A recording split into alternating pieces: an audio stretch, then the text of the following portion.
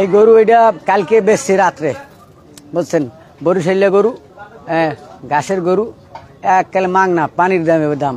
পানির দামে? হ্যাঁ, পানির দাম। কত টাকা বিক্রি করছেন ভাই? এই গরুটা বেশি 29,000। 29,000 টাকা ভাই ছাগলের দামে?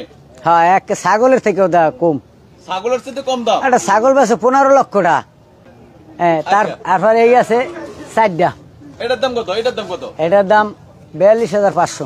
এটার দাম 42,000। আর এটার দাম? একবার 40,000। 40,000। আর এটা?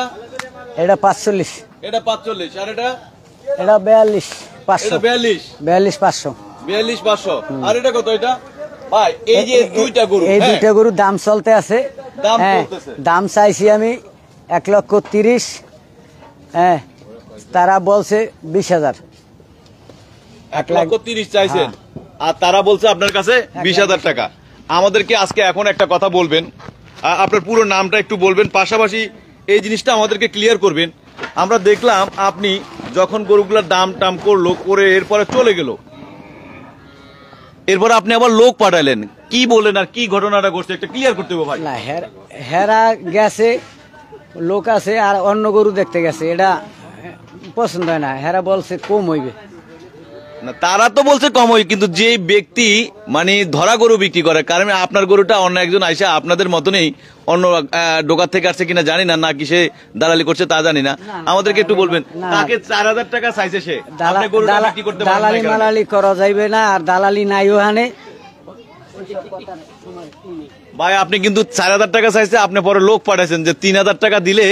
হ্যাঁ গো, ব্যাপার ওটা কি কইছে না কইছে ওটা আমি কইতে পারি না। আমি জানি না। আপনি লোক পাঠাইছেন? আমি জানি না ভাই। আপনি লোক পাঠাইছেন? পাঠাইলে হেরা ওটা কে গুলো লোক আইছে কেরা, আমি তো জানি যে 20,000 বললে গেছে। 20,000 বলছে, আমি 30,000 টাকা চাই দিছি।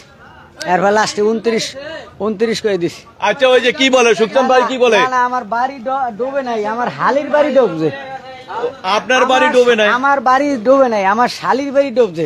সুখচানের শালির বাড়ি ডুবে নাই, শাড়ি বা তোমার বাড়ি ডুবছে। তুমি ওই দেখো খুইলি মুইলি সব মগলেট ম্যাগলেট সবই লিয়ে আইছো, ঘেঙ্গুলের বাচ্চাও লিয়ে আইছো, তোর বাড়ি ডুবে গেছে।